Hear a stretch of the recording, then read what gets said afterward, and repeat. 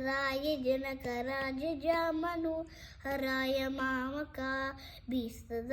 महितमङ्गलम्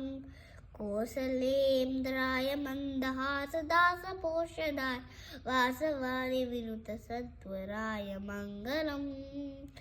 चारुकुङ्कुमोपेतचन्दनादिचर्चिताय हारकटकशोभिताय भूरिमङ्गलम्